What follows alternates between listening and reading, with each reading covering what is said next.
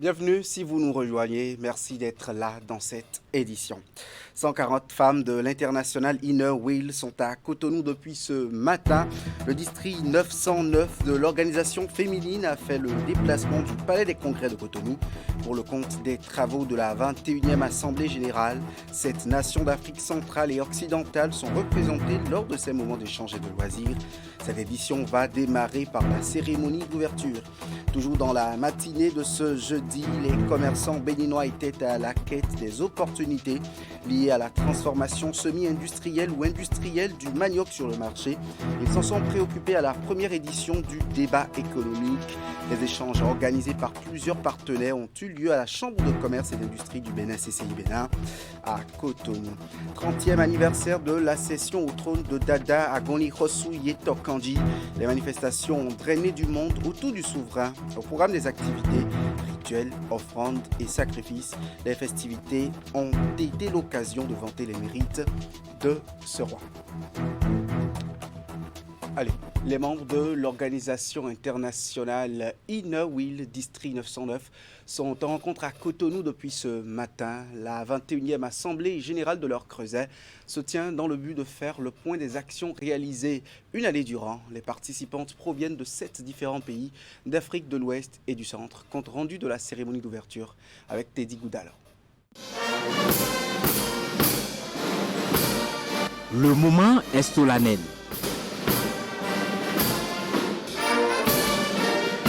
L'hymne national du Bénin, précédé des 6 autres pays membres du district 909 de l'International Inner Wheel pour ouvrir les travaux du 21e Assemblée générale du district. La rencontre mobilise plus de 140 participantes venues des pays d'Afrique de l'Ouest, centrale et occidentale. Vous avez parcouru de si longues distances pour être là. Certes, vous travaillez, mais ne dit-on pas que qui s'amuse bien travaille bien. C'est pourquoi nous avons élaboré un programme fait tantôt d'intenses moments de travail, tantôt d'intenses moments de loisirs et de plaisir. Ces femmes membres de l'International Inner Wheel sont appelées à dresser le bilan des actions menées une année durant et également faire des projections. C'est le moment pour la gouverneure du district 909 que composent le Bénin, le Burkina Faso, la Côte d'Ivoire, la Guinée-Conakry, le Mali, le Sénégal et le Togo, de mentionner quelques œuvres phares réalisées ces derniers mois. Depuis sa création en 2002, le district 909 a pu réaliser beaucoup d'actions, notamment dans le domaine de l'éducation, réhabilitation et construction et équipement de salles de classe, de cantines, de toilettes et de forages dans les écoles dans tous les pays du district. Dans le domaine de la santé, nous avons fait de la rénovation et de la construction de paillotes et de salles pour les femmes enceintes, les accompagnatrices également. Des dons de kits de première nécessité pour les nouveau-nés, rénovation de morgues, dons dans des orphelinats, construction de maternités, dons de matériel et d'équipements dans les centres de santé. Mesdames et messieurs, il est du devoir des dirigeants politiques d'accompagner les associations qui se dévouent au quotidien pour la paix, pour la réduction de la pauvreté, le nouvel ordre mondial, la sécurité alimentaire, sanitaire, économique, l'égalité des chances dans la société, le sens des valeurs humaines et le respect des droits de l'homme. C'est ce que s'attelle à réussir le gouvernement du président Patrice Talon par la réalisation des projets sociaux inscrits dans son programme d'action 2021-2026 qui impacteront durablement les populations vulnérables. Créée en 1924 en Angleterre, l'International Inner Wheel est une organisation féminine non confessionnelle et apolitique à but non lucratif avec plus de 100 000 membres présents dans 105 pays. Elle est proche du Rotary International, mais garde toute son indépendance. L'autre assemblée générale dans la suite de cette édition, celle constitutive du chapitre Bénin du réseau des femmes élues locales d'Afrique, en abrégé REFALA Bénin. Les travaux visant à mettre en place les instances dirigeantes de cette organisation panafricaine au Bénin se sont déroulés hier à Cotonou. Ils ont réuni les femmes élues communales et municipales des 12 départements du Bénin autour de la présentation et l'adoption des règlements intérieurs du REFALA Bénin. Voici le compte-rendu de Ouliat Sanoussi et Rachidi Soubérou.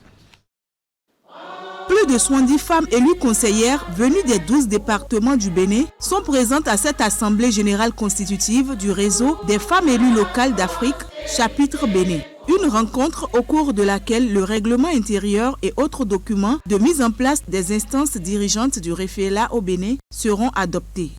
Notre assemblée générale se tient dans un contexte de réforme impulsé par le président Patrice Talon, qui compte donner un nouveau souffle à la décentralisation.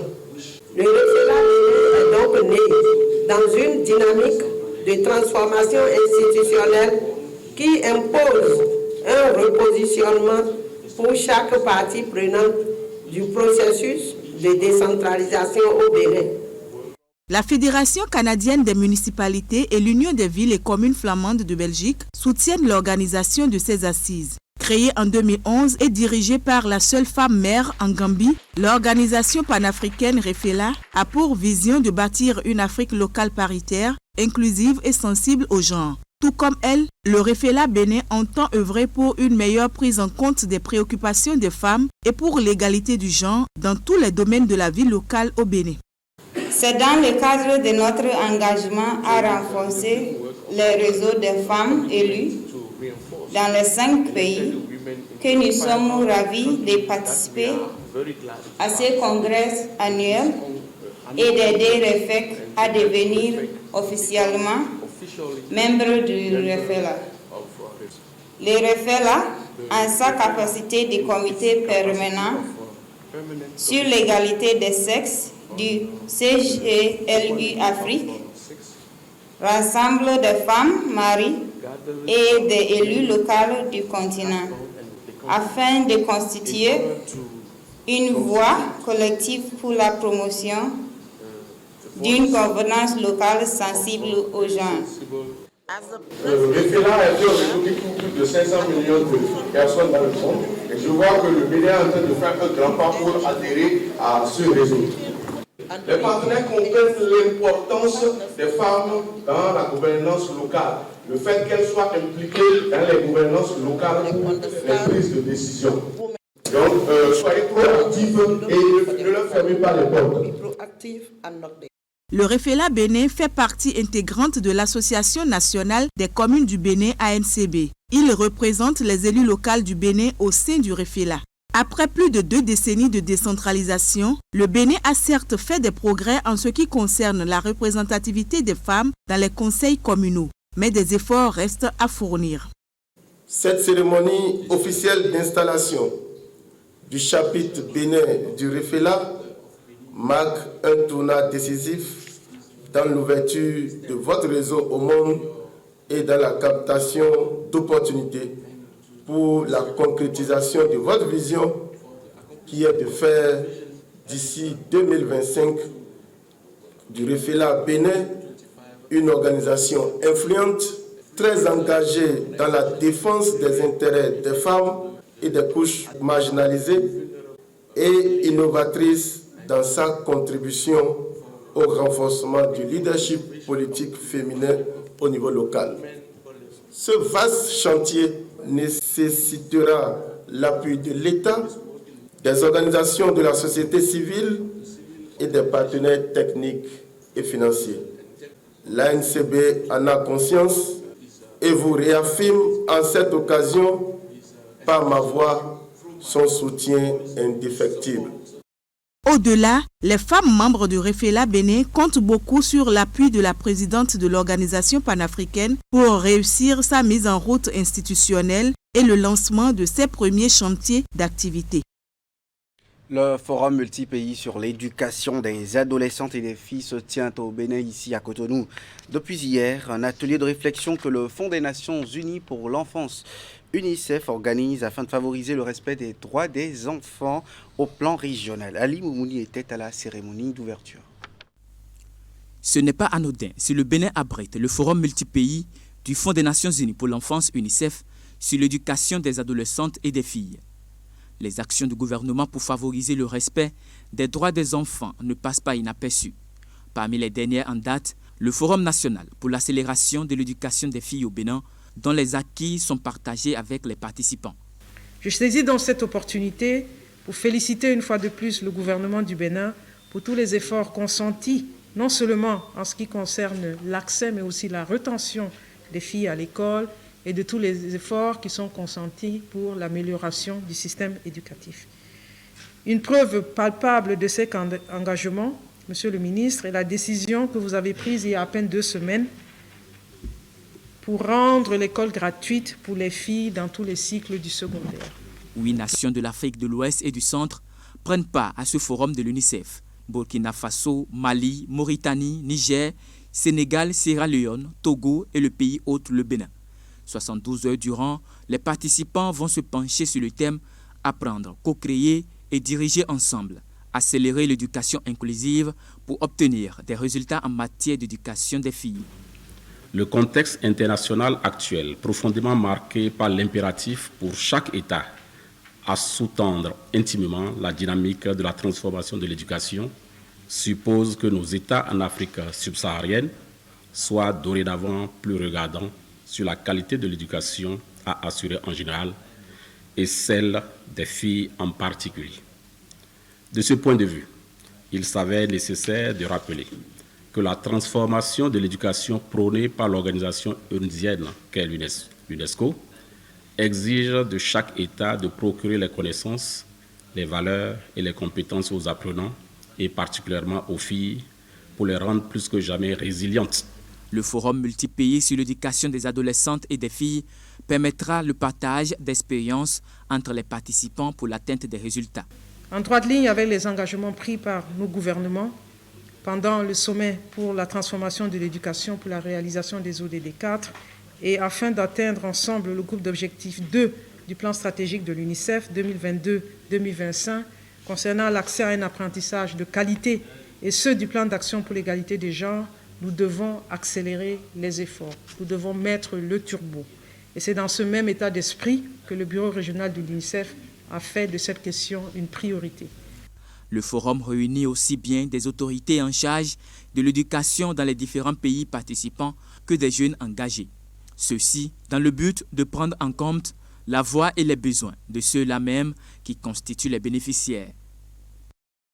Dans le but d'accompagner de la meilleure des façons les acteurs intervenant dans la transformation industrielle de certaines spéculations, la Chambre de commerce et d'industrie du Bénin a organisé un débat économique ce matin.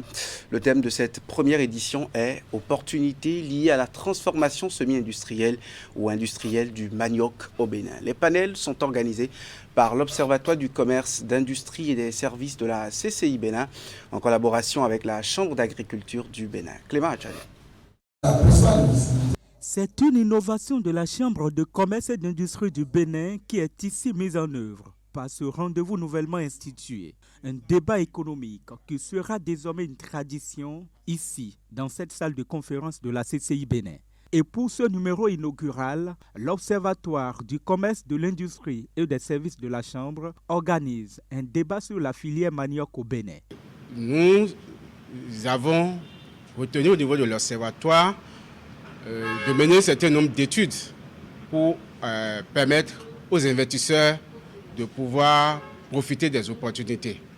Donc c'est comme ça qu'on a réalisé une étude sur la filière manioc qui s'avère une filière très porteuse de par les opportunités que ça offre aux entreprises. Donc ce débat que nous organisons, nous avons réuni l'ensemble des acteurs de la filière pour essayer de les mettre ensemble pour qu'ils puissent discuter, afin de mettre en lumière les opportunités qu'il y a dans la filière manioc au Bénin. Surtout sur le volet transformation semi-industrielle et industrielle. Parce que vous savez que le manioc est beaucoup transformé de manière artisanale au Bénin, mais nous voulons passer du cap artisanal au cap industriel. Ce premier numéro du débat économique de la CCI Bénin a été aussi l'occasion pour les panélistes et les invités d'évoquer les enjeux de la production de même que les défis. Une belle occasion de réflexion et surtout de propositions aux entrepreneurs qui souhaitent investir dans le secteur.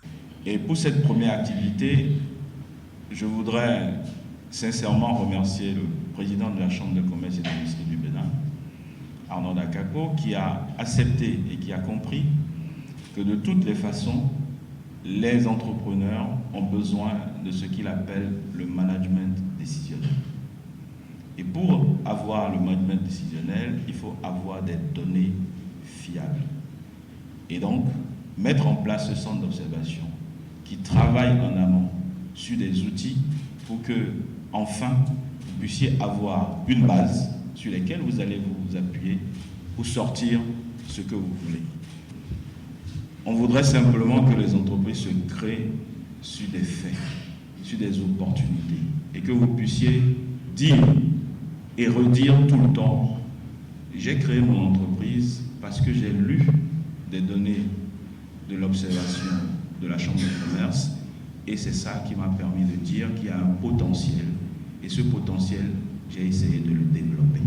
À cette première rencontre organisée par l'Observatoire, les universitaires et les acteurs clés de la filière sont fortement représentés. Une série de communications ayant meublé les échanges après les débats feront l'objet de recommandations à l'endroit des opérateurs économiques afin de les éclairer dans leur prise de décision d'investissement. Une première expérience réussie qui suscite déjà l'engouement d'un prochain numéro. Et quand vous voyez les statistiques, ce qui est affiché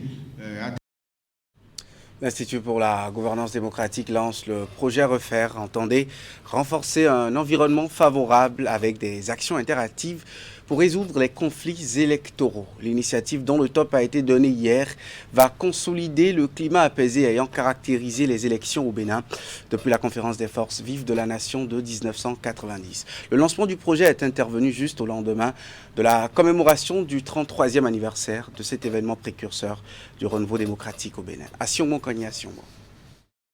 C'est le lancement du projet Renforcer un environnement favorable avec des actions interactives pour résoudre les conflits électoraux.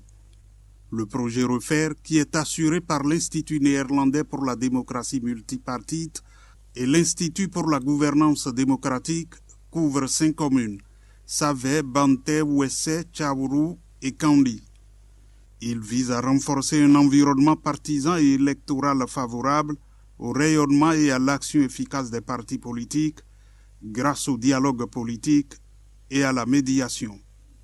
Afin de contribuer davantage à l'atteinte des résultats 2 et 3 du programme rapide d'une part, et convaincu de l'engagement de l'Union européenne à soutenir la promotion de la démocratie et des droits de l'homme au Bénin d'autre part, le NIMD et l'IGD ont soumis et obtenu un financement de la délégation de l'Union européenne au Bénin pour la mise en œuvre d'un nouveau projet complémentaire au rapide intitulé « Renforcer un environnement favorable » avec des actions interactives pour résoudre les conflits électoraux, vise à contribuer à l'instauration d'un climat démocratique permettant la participation active et pacifique des partis politiques, des institutions de l'État et des citoyens et citoyennes du Bénin à la vie publique.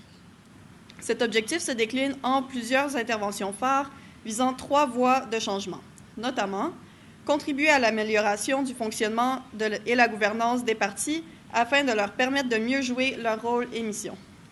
Appuyer les institutions de la République et les ministères sectoriels dans leurs rôles et missions en lien avec le système partisan, et puis contribuer à instituer le dialogue interparti dans les pratiques politiques du Bénin. Le projet est cofinancé par la délégation de l'Union européenne et de l'ambassade des Pays-Bas à hauteur de 275 500 000 francs CFA. Des représentations diplomatiques qui reconnaissent la place de la démocratie béninoise qu'elle travaille à renforcer. Nous visons tous, comme les partis politiques ici au Bénin, à renforcer la démocratie au Bénin. La politique béninoise nous tient à cœur, car c'est le moteur du développement économique, social et inclusif du pays. Et le Bénin a aussi une tradition démocratique dont le pays peut être fier. En un an, le contexte a évolué dans un sens très positif et l'Union européenne ne peut que s'en féliciter et rendre hommage à l'attitude positive de l'ensemble des acteurs impliqués dans les élections qui ont permis au scrutin du 8 janvier dernier de se dérouler dans un climat calme et permettant à chacun d'exprimer son vote librement. Le médiateur de la République se réjouit de ce projet qui va renforcer les capacités techniques, matérielles et opérationnelles de son équipe. L'Agence nationale de l'eau potable en milieu rural, dont la vocation est de rendre accessible l'eau potable dans les milieux enclavés du Bénin, a procédé à la signature des procès-verbaux de prise en charge du service affermé par les opérateurs régionaux. Un acte définitif qui consacre bien sûr le lancement officiel des opérations sur une période de 10 ans. La cérémonie de signature s'est déroulée en présence du ministre de l'eau et des mines hier à Cotonou. Compte rendu de Éric Guédénon présenté par Teddy Goudalan. Signature des procès-verbaux de prise en charge des services affermés par les opérateurs régionaux. Un acte définitif qui consacre le lancement officiel des opérations sur une période de 10 ans. Une bonne nouvelle pour les populations en milieu rural. Je le dis maintenant haut et fort à nos populations, pas à ceux qui sont seulement dans cette salle, mais à toute la population béninoise. Le top est donné aujourd'hui, 1er mars 2023. La signature ce jour, comme je l'ai dit, marque l'effectivité de la prestation des services. L'échauffement est terminé. On a eu beaucoup de choses à régler entre décembre et aujourd'hui. Jusqu'à ce matin, on règle encore des problèmes. Ça va se poursuivre. Mais à partir de cet instant, vous serez dans un contexte de réalité, de gestion des populations, de gestion des pannes, de gestion des plaintes, de gestion de l'application du tarif validé par le gouvernement, qui est un tarif unique de Malambille jusqu'à Sémépoji. Donc, ce que je peux dire au démarrage de ce jour, c'est que la chose la plus importante pour nous aujourd'hui, au-delà de la fourniture de services, c'est comment faire pour que très rapidement, les ouvrages qui ne sont pas encore transférés soient réhabilités, mis en conformité et transférés pour compléter le périmètre. C'est l'exhortation la plus importante. Les opérateurs régionaux, à savoir la société Omilaye, la société SBA des eaux, dont les compétences sont avérées, s'engagent à assurer le service d'accès à l'eau potable en milieu rural. Ceci sous la conduite de l'Agence nationale de l'eau potable en milieu rural. La SBA des eaux se réjouit de coopérer avec l'Agence de l'eau et épauler ses efforts pour la réussite du programme ambitieux initié depuis quelques années par le gouvernement du Bénin. Comme vous le comprenez certainement, l'attente de l'amélioration du service de l'eau potable au milieu rural est grande et la SBA des eaux en est consciente. C'est pour cela que notre société placera la question de l'amélioration du service de l'eau rurale au cœur de ses préoccupations. Et toute la communauté africaine et internationale de l'eau viendront s'inspirer du modèle béninois. Et nous vous rassurons, ainsi qu'à toute la population béninoise, que nous nous engageons, et auprès du président de la République également, que nous nous engageons à tout mettre en œuvre pour réussir cette noble mission qui est de délivrer l'eau potable aux populations qui en ont le plus besoin, qui sont en zone rurale et qui souffrent et des fois qui vivent dans des conditions extrêmement difficiles. Après la signature des procès-verbaux, le ministre de l'eau et des mines a insisté sur la vitesse à laquelle les sociétés signataires doivent évoluer.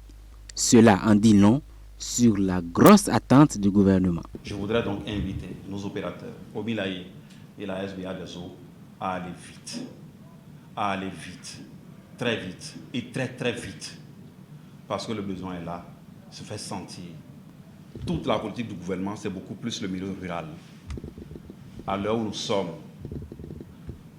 à peu près 72% de nos compatriotes peuvent dire qu'ils ont l'eau. Nous devons aller à 100% d'ici fin 2024. Je vous dis bien, d'ici fin 2024. 2024, c'est le cap que le Bénin s'est donné pour rendre accessible l'eau potable aux populations sur l'ensemble du territoire national. Canal+ Bénin revient sur son offre promotionnelle de vente de décodeurs HD à 1000 francs CFA. Elle offre 15 jours de tout Canal+ pour tout réabonnement à la formule en cours. Le but de cette campagne est unique, c'est bien offrir le bonheur de la télévision à ses clients. Occasion pour les responsables du bouquet de présenter les nouveaux programmes proposés en ce moment même sur les chaînes Canal+. Les détails de Clément Achadé. Après quelques semaines de pause, Canal+ revient avec de bonnes nouvelles. À travers une campagne dénommée Y'a Piment dans Promo, le groupe met du piment dans la télé de ses abonnés avec des programmes télévisés les plus épicés du moment. Et pour atteindre sa cible, cette conférence de presse qui dévoile le contenu de ces nouvelles offres. Nous avons une programmation piquante pour nos abonnés. Nous avons le Trône d'Akashi, qui est une série création originale qui met en avant l'ancienne Afrique, l'ancienne Égypte. Et bien sûr, c'est une série qui a de la royauté, du pouvoir, bien sûr de l'amour.